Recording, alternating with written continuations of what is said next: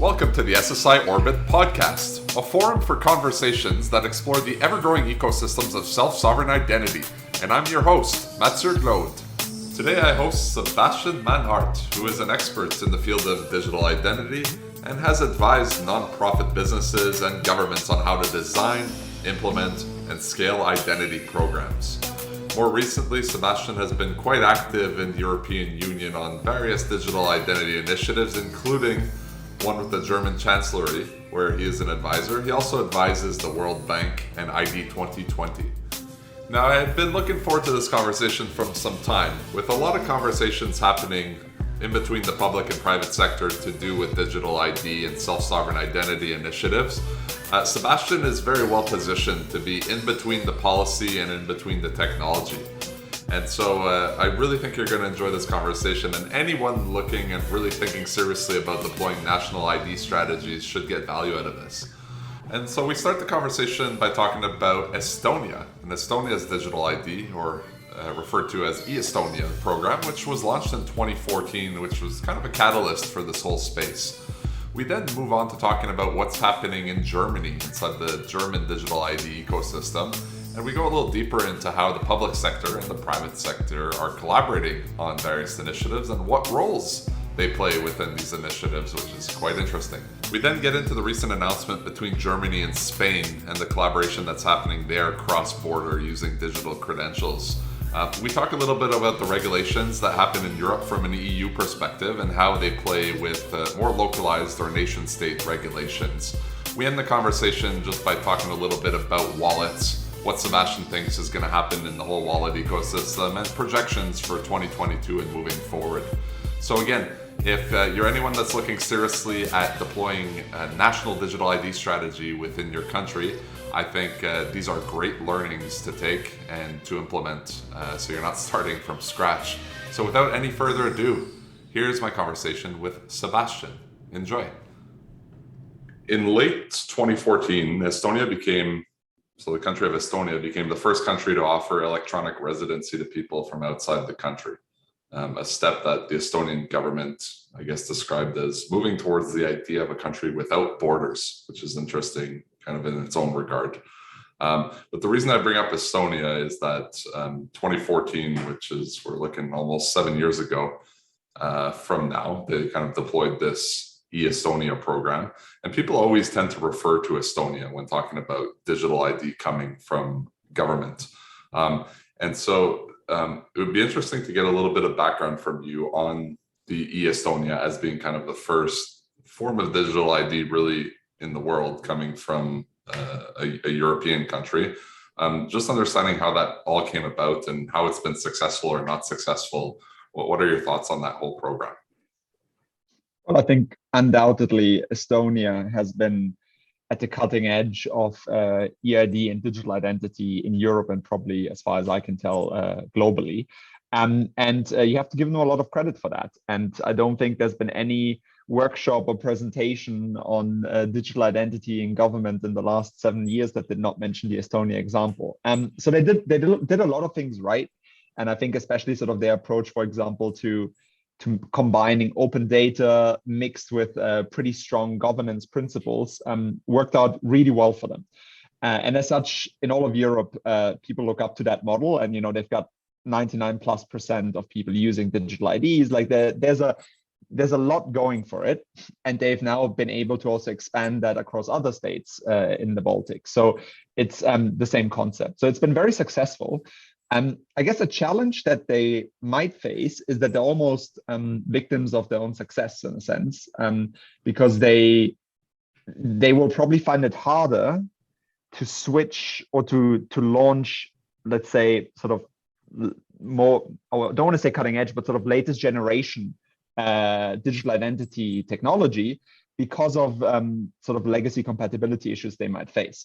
And so other countries in Europe that are starting from scratch or starting from a smaller base might find it easier. So I'm curious to see how they're going to evolve their system, especially in light of the eIDAS, and how they're going to integrate concepts such as SSI into a future system. But again, that's something that I don't know yet, and I'm curious to see.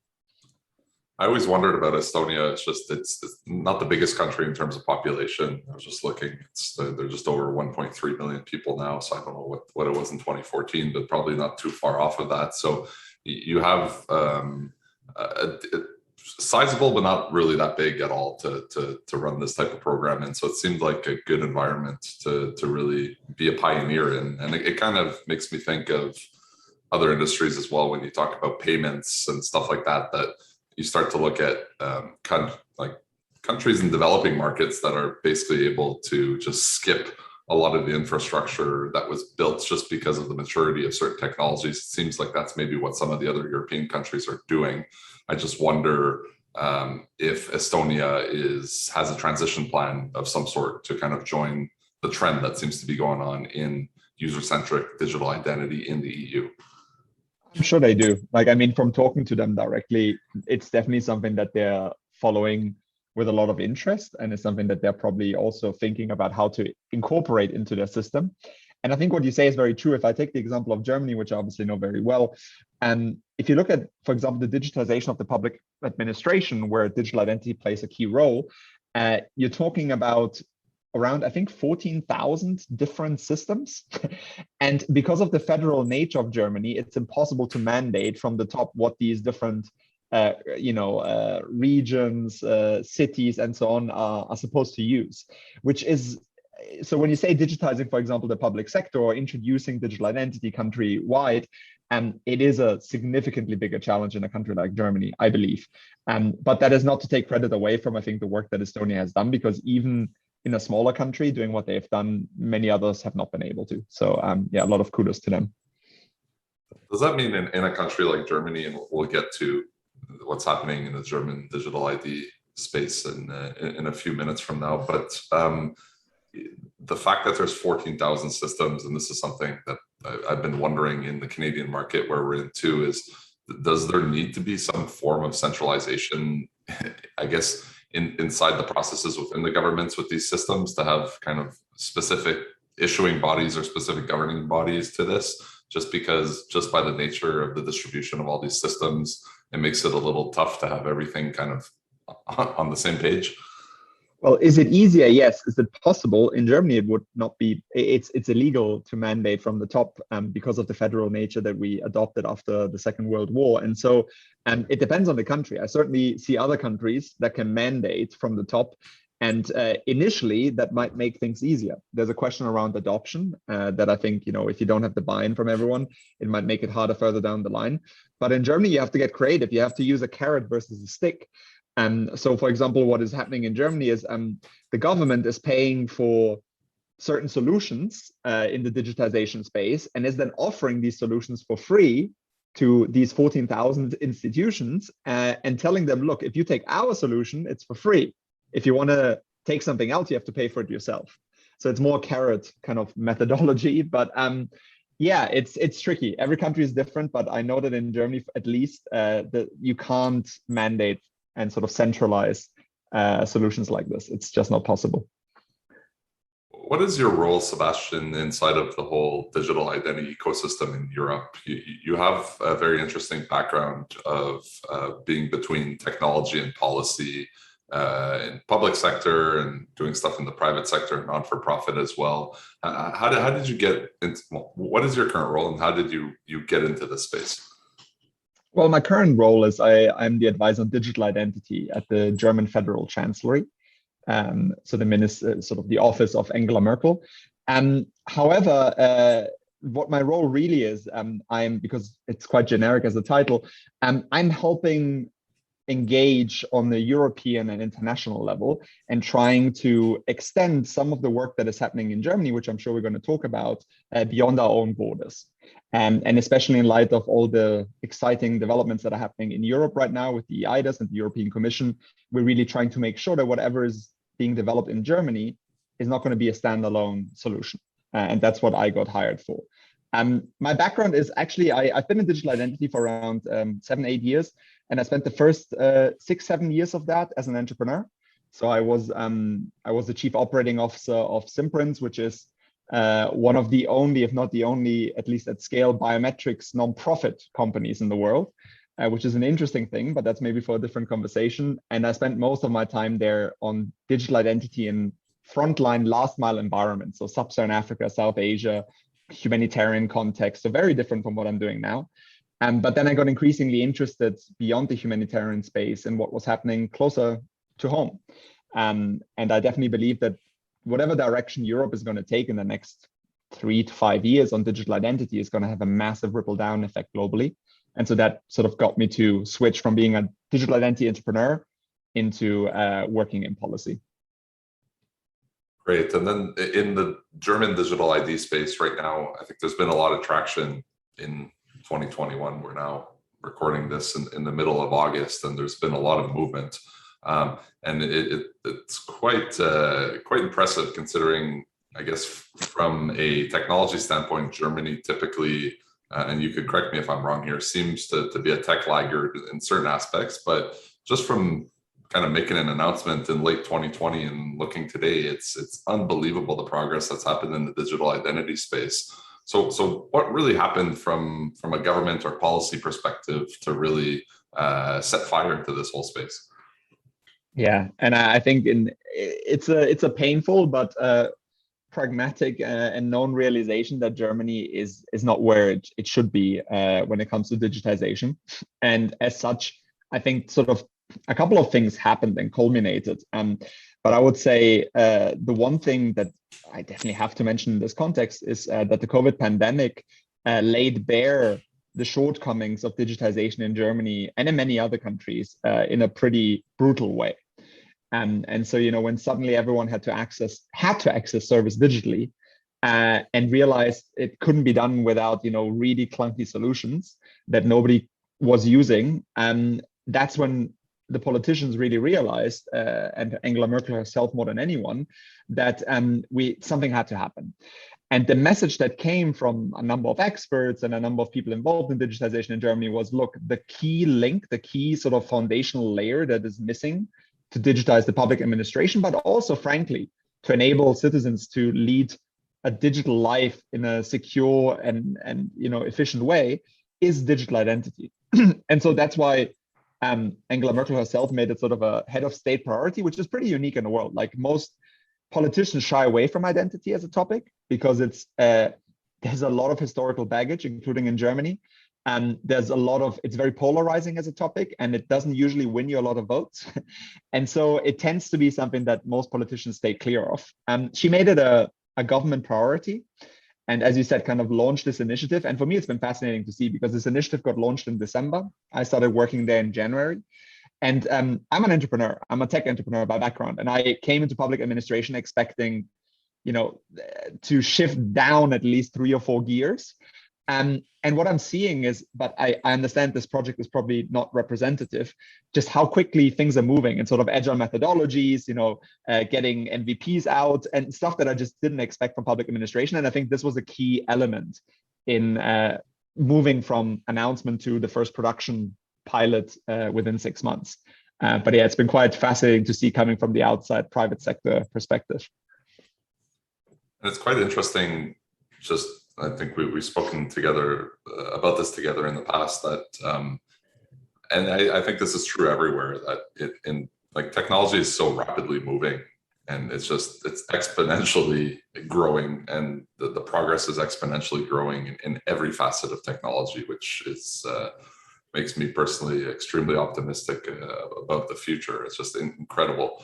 But with that, you always, and certain countries, I guess, are better than others, but you seem to have kind of a gap that keeps forming more and more between technology and innovation and regulation and policy and stuff like that. So in a lot of the communities that I personally hang out in, it's a lot of innovative, forward-thinking technology, a lot of early stage stuff. And although SSI has kind of been moving more towards commercialization state, it's still in kind of that early innovation stage. So I'm curious how the policymakers chose that stack or got sold on that stack, and what role you played kind of in the middle there to help with, I guess, the translation between the technology and the policy side, and the other way around too.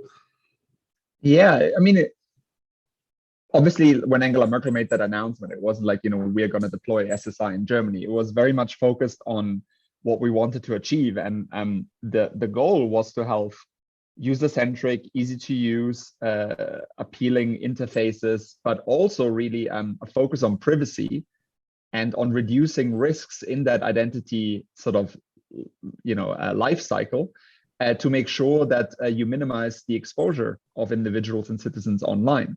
And then sort of the exploration began, and we ended up with SSI. And it is a very compelling, it's a very compelling argument for all stakeholders involved, from issuers to holders to verifiers.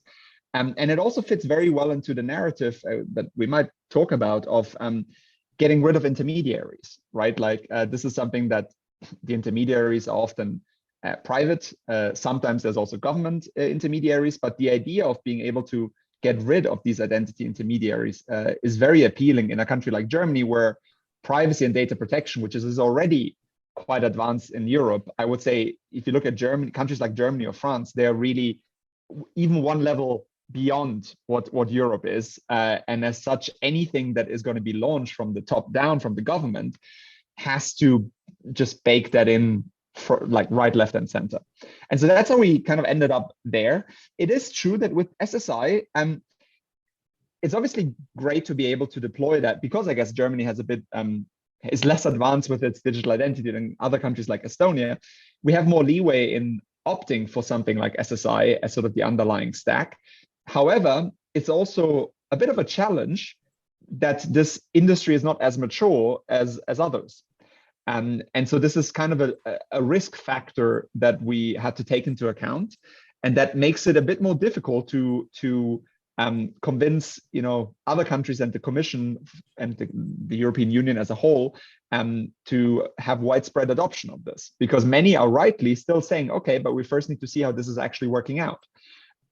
So we understand that, and that's why we're trying to not just theorize, but move to implementation very quickly, so that we can create those learnings and those experiences that will be needed. Because otherwise, it is, the industry as a whole, as far as I understand it, is not more than 3, 4, 5 years old. And so we need to take that into account.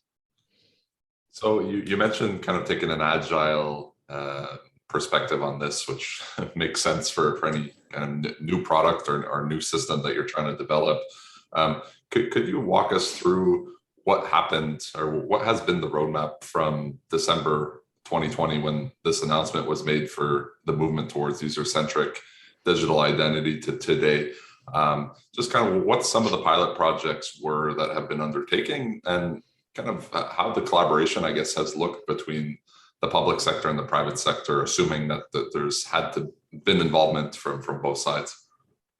This is really fascinating, because as part of my work, I've I've literally spoken to hundreds of policymakers from across Europe working on digital ID. And the approach in most countries that has been taken is very much public sector focused and public sector led. So most digital identities that can be used, so state issued digital identities, are almost always, with a couple of exceptions, especially in the Scandinavian countries and Baltics, focused on public sector use cases. Now, what's the problem with that? The problem is that I, as a German at least, I access public sector use cases on average 1.2 times per year digitally, or seek to access them, whereas I access private sector use cases dozens of times a day. And as such, that's led to a lot of issues across Europe with traction and adoption. And so Germany tried to do something a bit different here. And it is a very tightly knit public-private partnership, where we recognize that the government has a role to play in terms of providing political commitment and therefore certainty around, to allow private companies to plan, around changing legislation and adapting it to enable an ecosystem, especially of novel technology, which for us was a big deal. We had to already pass a couple of laws. And then also to provide potentially some incubation finance for this ecosystem. And then the private sector, they're really the ones that have to tell us what are the use cases that will receive most adoption, where's the pain greatest. And we should also rely on the private sector to develop user interfaces and user journeys. And finally, we need the private sector to scale the system and to make it sustainable. So if there's not a return on investment for private companies in scaling the system, then it won't work. That's our assumption. And so we kicked off with a select number of companies, 18 of Germany's biggest companies. And it was literally the CEOs of these 18 companies, many of whom you'll recognize in, mobility, telecoms, e-commerce, and so on. And they kicked off with Angela Merkel. And then the process was, after that sort of high level commitment so that everyone was on board, we moved to working groups where we still had C-suite execs from these companies working together with the government and various ministries and kind of picking different use cases that we prioritized. So we started with 30 use cases and they got increasingly narrowed down to just under a dozen with the companies. And then we prioritized which ones are we going to implement first. And the first one, which we implemented in May, is a digital hotel check-in. So in Germany, there's a lot of regulations around how you have to check into a hotel. You have to, show proof of address. You have to show proof of identity. And so we've essentially streamlined that for business travelers with a single scan of a QR code at the check-in. And that's now in 130 hotels. And now there's a couple more that we're rolling out around digital driving licenses, KY, opening a bank account. And our idea here is to not put it all out at once, but kind of implement one use case after the other sequentially, learn from them, always using the same tech stack, and try to get as many of these use cases out until the end of the year to drive as much adoption as possible. What has been some of the legislation that has had to be changed? I think that's fascinating, the way you break down what the roles are between the public sector and the private sector in this partnership. I think these are a lot of the questions that come up when the conversation of digital identity is happening at a public sector level. I think a lot of governments that are really looking to pursue strong strategies here are really trying to figure out what a proper strategy is here. So I mean, beyond the financing and financing to enable ecosystems, there is that legislation. And you mentioned that some things have had to be modified. What has the German government had to modify in legislation to facilitate the propagation of these digital credentialing ecosystems? I would say in Germany, there's two layers. There's sort of the generic legislation that had to be changed, and then the sort of sector specific.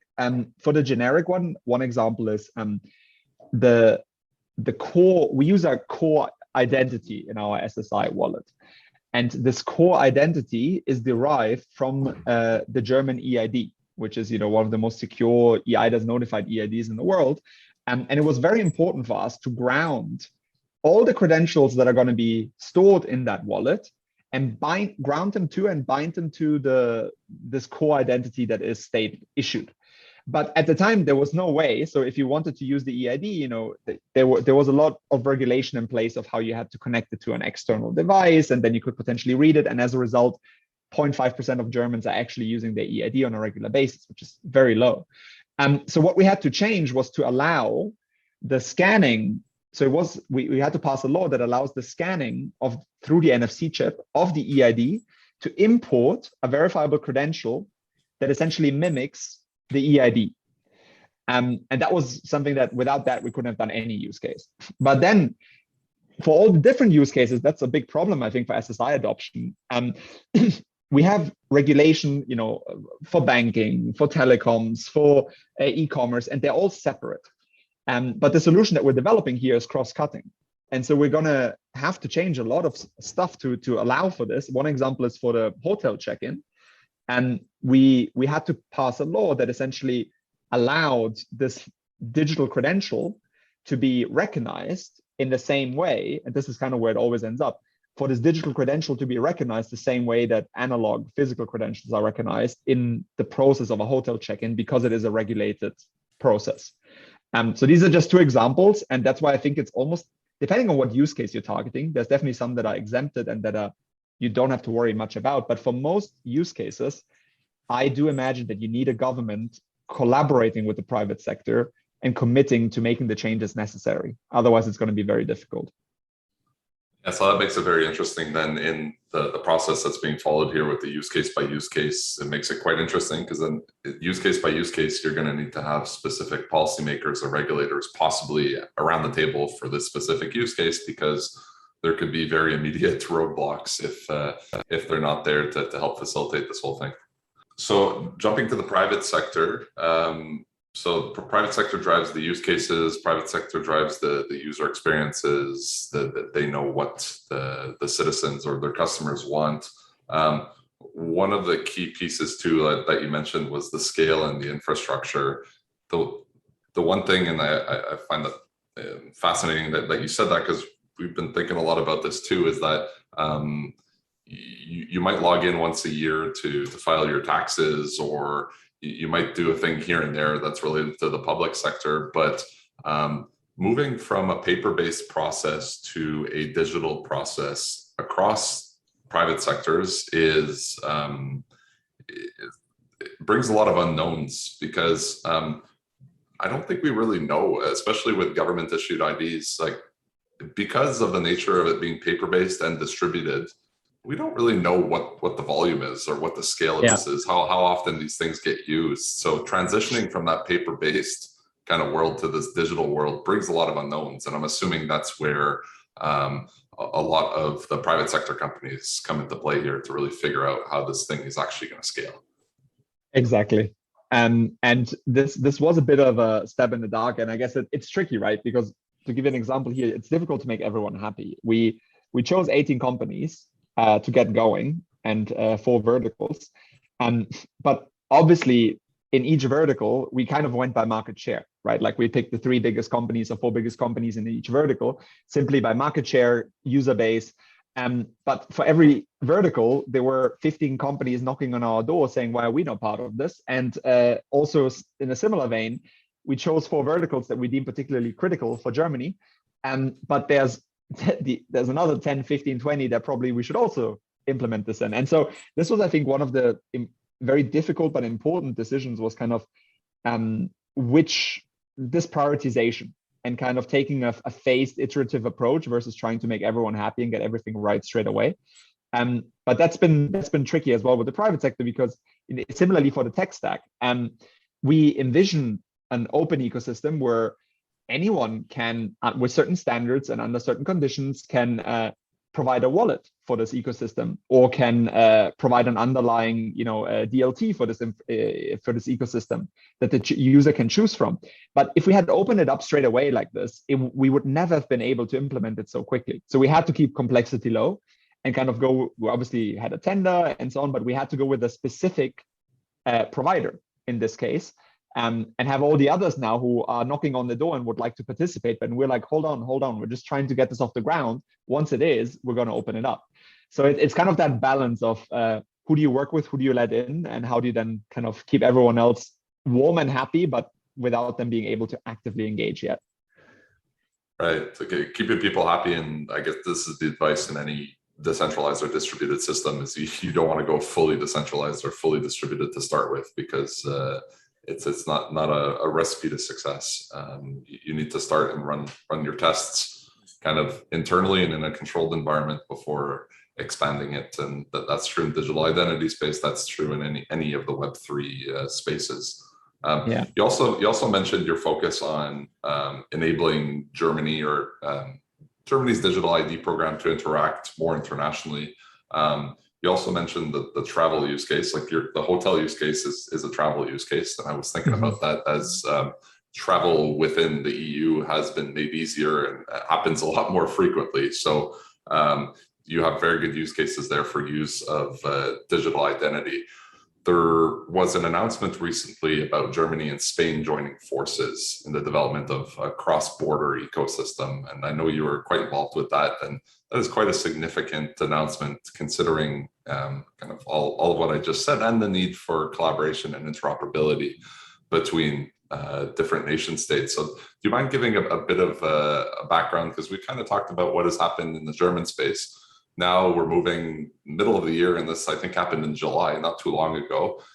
We're starting to see kind of the dominoes fall in other places in Europe, and starting to see collaboration. So what was this announcement between Germany and Spain? How did it come about, and why was this so significant? Yeah, so the announcement essentially was a joint declaration signed by Secretary of State Carmen Artigas for digitization in Spain, the Chief Information Officer and Secretary of State of the German government, Markus Richter, and the State Minister for Digitization in Germany, Dorothee Bär. And they essentially signed a declaration where these, some of the most populous and leading countries in Europe declared that they were going to work together to explore user-centric, decentralized, self-sovereign identities and how they could essentially create an ecosystem that spans both countries and implement cross-border use cases to really show the potential of this type of approach to all of Europe. And this is, for me, this is huge because this is, first, until recently, you didn't have any government at a high level kind of taking a stance like this. To now have two governments of this kind teaming up is really significant and will really unlock a lot of opportunities. Because Spain, I don't know how familiar the listeners are, but Spain has a thriving private SSI ecosystem. So they have Alastria, big shout out to them. It's a consortium of, I think, 600 of something organizations focused on sort of building an SSI ecosystem. But their struggle, as far as I could tell from outside, had been that it was very difficult for them without kind of the government backing to really get something off the ground that has private and public. And we spoke enough in this podcast already about the need for this, to have both stakeholders at the table. And so with this announcement, this will really allow, in Germany, we already have the ecosystem that is up and running. We have the legislation that is falling into place. But this, I think, will enable Spain to follow suit. And then it will really enable us to connect the dots and test out what this looks like in a cross-border use case. And so, yeah, very exciting times for us. We definitely look forward to having other member states join as well. There's one that, fingers crossed, will announce in September, and then there's a couple more that we're already in discussions with, because our idea is that we can really kind of just put facts on the table and start trying things out rather than waiting for years and years before we can get going. And so that's what we're hoping to do with these announcements, and then really with the pilots that will succeed the announcements. And then it just kind of pushes forward the whole interoperability concept that you're able to move between different trust ecosystems seamlessly with no friction for citizens. You talked about Alastria, this private consortium with 600 members. Mm-hmm. So I've been under the impression for a while that there is a lot of activity happening in the private sector for digital credentials. I think there's a lot of different consortiums or different organizations that are spinning up or have spun up their own trust ecosystems, and they're creating a digital credential ecosystem for their particular industry. So we could talk about stuff happening in education, we could talk about stuff happening a little bit everywhere. But I always felt on one side that there's such a dependency today on government issued IDs, just because a lot of the larger industries, if you talk about the financial sector or healthcare, where there's a lot of use cases for this stuff, it's very regulation driven, which means that you need to have kind of the government as a core issuer in a lot of transactions. If I'm verifying someone for a financial transaction, or I'm verifying an ID for health purposes, the government needs to be involved there. So you have kind of movement happening on both sides. There's not complete dependency on each other, because you could have a lot of use cases on the private side that don't necessarily completely depend on the government being an issuer or being part of the whole digital credential space. But the private sector really gets fueled off of this. So what has been some, I guess, 600 plus members in Spain for Alastria is quite impressive. So what is some of the work that they have been doing, and what have been some of the limitations that maybe now can be kind of, a lot of these roadblocks could be taken away by the government stepping in, or is it just a conflict?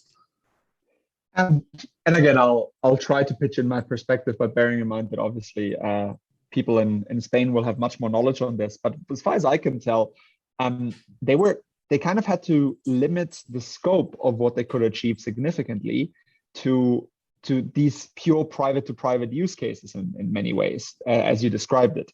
And that was limiting because many of their stakeholders, there's big, for example, Santander is a leading stakeholder in this group. And obviously Santander operates in a highly regulated environment where you cannot talk banking without talking state. And so I think they just found that their scope was much more limited than they wished. And also, frankly, they were seeing that they were kind of building this governance model and also real infrastructure that many public use cases would really benefit from. And I think they found it quite frustrating to see that they couldn't extend it to these use cases. And so again, it's early days, but let's hope that in the coming months and year, we'll see some changes there, and we'll see a closer collaboration in Spain, maybe in a similar way that happened in Germany, because yeah, I think that both stakeholders can only benefit from that bridge. So there's individual countries that all have their digital identity strategies, and then there's a lot of importance on the international level between countries in Europe as well. There are different frameworks, I guess, on a nation state basis, and there are different frameworks on a EU basis. And EIDAS, European Union's digital identity framework, is more on an EU basis. So for a lot of the listeners of the podcast that would be in the North American countries here, do you mind giving a bit of an overview on the EU level, kind of what are some of these frameworks like EIDAS and how they impact individual countries' digital ID strategies? Yeah, no, certainly. And maybe sort of, it's also important to note that maybe for people to wrap their head around it, EU legislation comes in very different shapes and forms.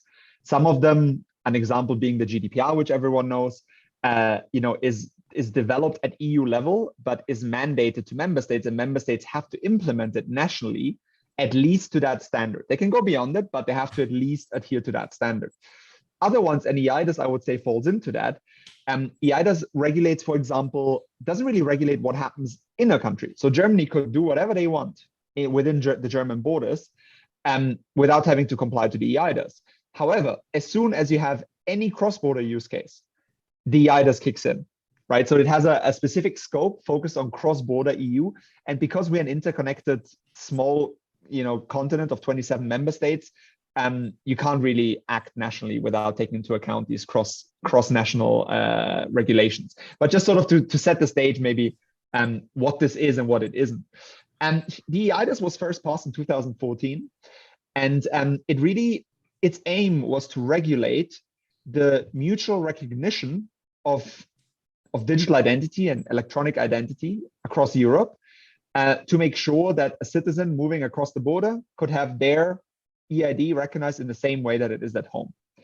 However, it had sort of foreseen a notification process where essentially governments, and Germany was the first government to do this, had to notify their EIDs first through a quite laborious process, and only then would the EIDAS sort of kick in and allow German residents, German EID holders, to use it abroad.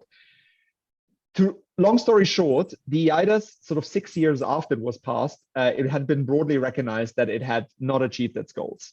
Only 19 out of 27 member states had even notified an EID. Usage was very low, and it was cumbersome to use. I mean, I'm a good example. I have worked across Europe, and I deem myself quite tech savvy. I didn't set up my EIDAS, right? And so it was quite telling. And as such, there was a request to have a second go at it. And this was very well timed, because obviously, if you think about it, with everything that's going on, now is the time to get it right. And so there was a 1-year consultation process with all the member states and civil society and the private sector.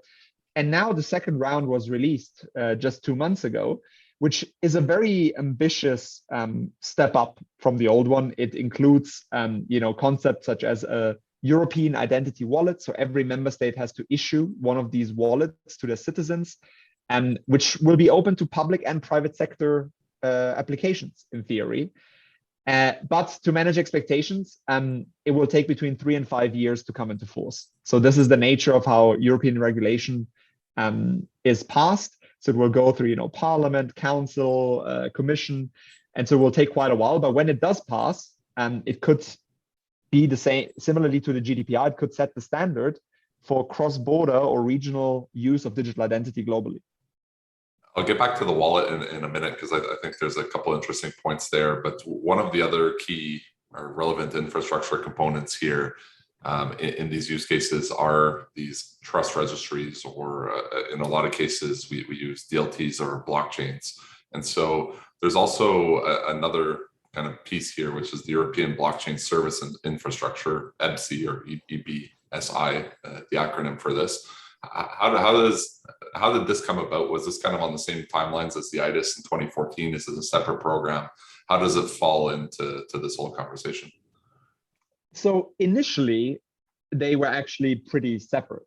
I mean, they still fall within the same directorate, DG Connect at the European Commission, but they were two different teams and they were not initially linked in any way because the mandate of EBSI was really to explore the potential of blockchain in Europe and also to implement a joint European blockchain infrastructure. But then EBSI was kind of set up and they were starting to look, okay, it was kind of a technology first approach to a certain extent, right? It was, okay, blockchain is important. Let's see what we can do with it. And one of the first use cases that they stumbled upon was identity. Like many blockchain folks who ended up in SSI, for example. And so that's when ESIF, which is essentially sort of the SSI use case of EBSI, came about. And since then, which has been a few years, they've been working very actively on SSI. And for example, one use case that they're looking at is university degrees and the recognition of university degrees across Europe using verifiable credentials, which is, that hundreds of thousands of students in Europe who migrate between countries every year.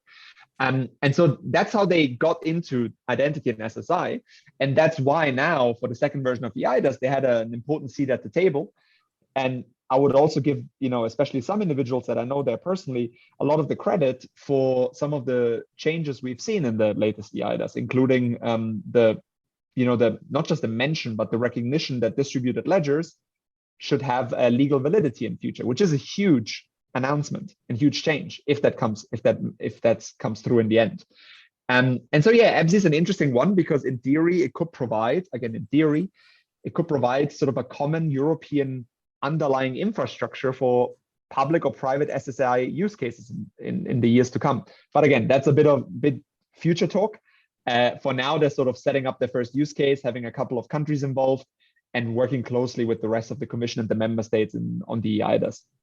Jumping back to wallets, are there conversations or are there plans in place? You talked about possibly certification. So part of the EIDAS renewal, one of the key points in there was about, as you just mentioned a couple of minutes ago, that EU member states must provide digital wallets to its citizens. Are there talks about certain certifications or certain standards being issued for citizens to be able to actually consume credentials as a holder in a specific wallet? Like, how do you look at the whole digital wallet space? Because it's a whole interesting space on its own. And I should mention that, as all the listeners and you obviously know, a wallet is just a place to store data, right? And the way that the EIDAS is phrased, it could be an SSI wallet. It doesn't have to be. So it's still quite open with regards to technology. And there's a process now in place to define the standards and the ramifications of the EIDAS, including the wallets. So by the end of the year, and definitely by early next year, there should be some early pointers of which direction this is going to go. Because again, right now, there's just a concept, but not a lot of clarity. Obviously, our hope from the German perspective is that we realize the full potential of digital wallets by allowing users to store all sorts of credentials in there, ideally pretty much any credential of any type of assurance level, and that it is connected to some sort of decentralized infrastructure to, again, sort of skip the intermediary, what I spoke about before. But this is not yet a European decision. And this is something that will crystallize over the next couple of months. How do you think, like, if you just had to make some projections, I think there's different ways the whole wallet game could pan out. Like there could be wallets that are issued directly from member states that might be used. There's the possibility that the private sector, everyone involved there, is going to want to have their own individual wallets. You mentioned one of the key points that the private sector brings here is about just building the user experiences and the UIs. So you could imagine, you mentioned this Santander a few minutes ago in Spain, like they might want to, keep people under their own brand and their own experience. So you have kind of the government wallets, you have the private sector, and then you have a whole other beast, which is the big tech. If you start looking at different big tech providers like Apple or like Google, like Apple has the Apple Wallet, and I think we had discussed this. They must have close to 1 billion users on these Apple devices. how, from again, back from a policy perspective, is it too early to tell how this is going to go? But, and I guess just from your personal perspective, how do you think this is really going to play out? So I'll tell you my best case, and then I'll tell you some challenges to that. So the best case scenario, putting my policy hat on, is that we have wallets. They need to be incredibly secure. Otherwise, this is not going to fly.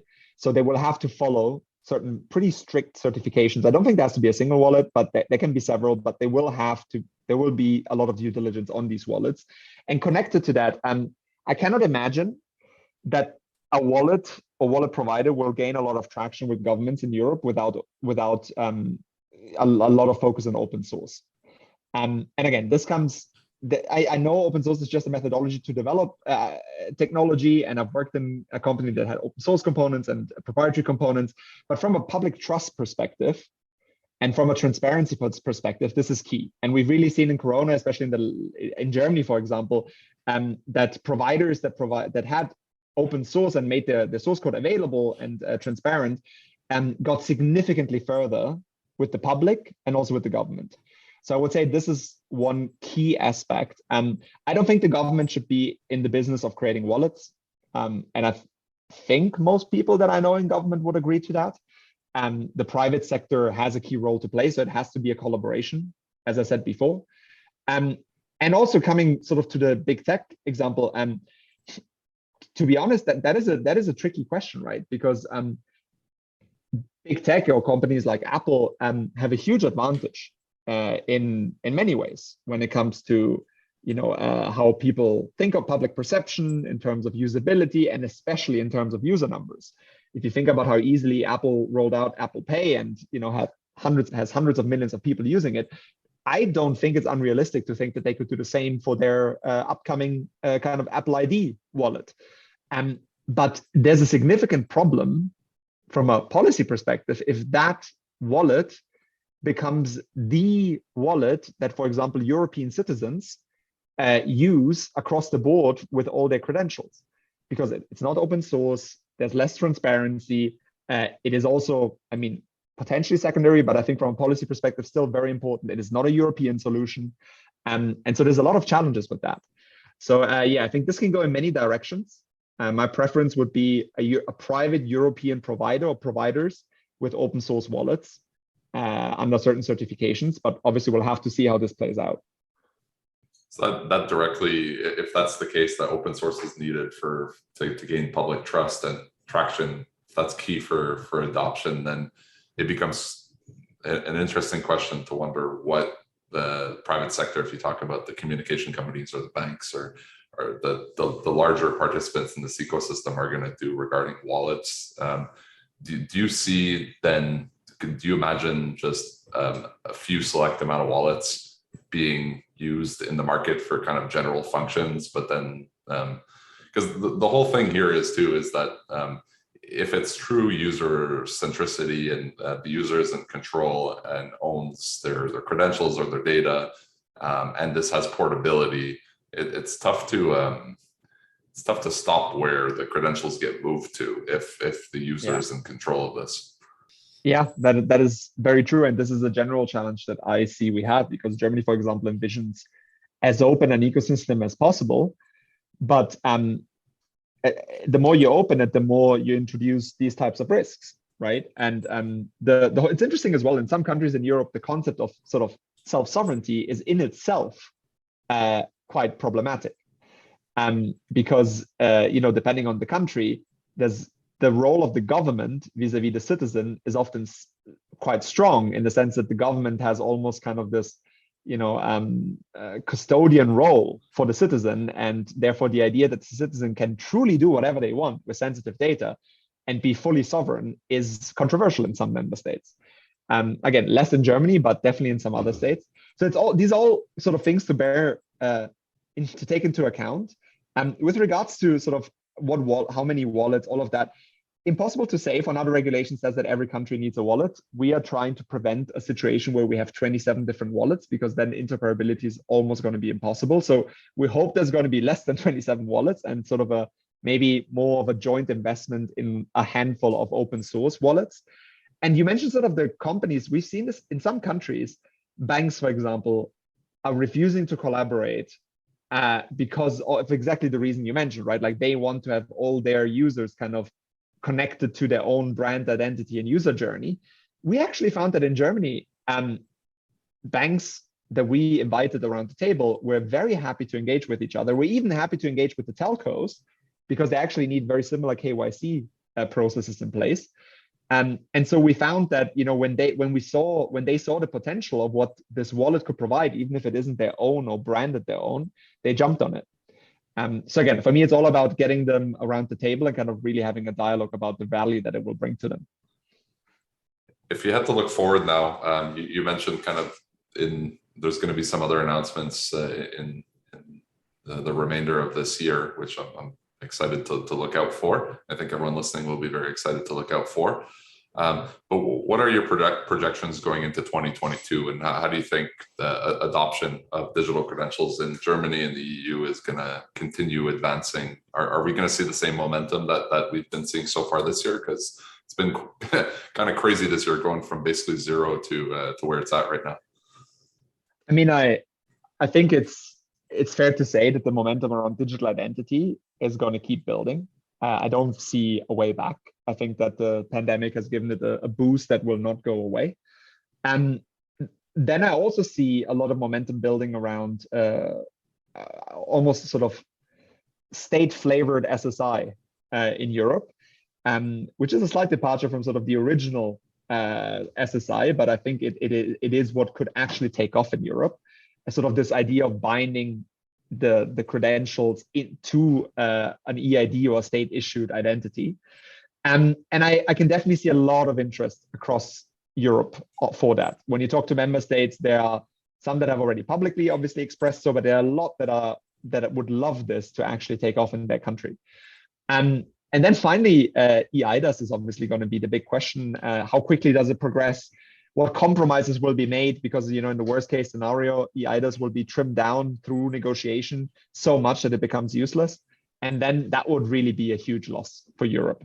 So my hope is that we'll see the current version of the eIDAS, which is ambitious, which is bold, and I think, you know, going in the right direction, complemented with clarity around standards, ideally focus on decentralized standards.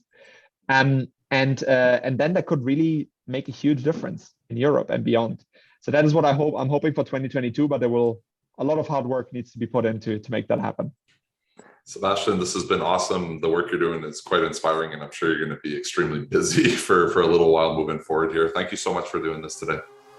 Thank you for having me, Mathieu, and all the best. Thanks for tuning in today. Hope you enjoyed the conversation as much as I did. To stay up to speed with future episodes, or to catch up on ones you may have missed, make sure to check out the SSI Orbit podcast on your favorite podcast platform, and make sure you subscribe. If you have any questions, comments, or wish to see someone in particular on a future episode, you can find me by searching Mathieu Glaude on LinkedIn or Twitter. Feel free to reach out to me directly and I'll get back to you. See you all next time.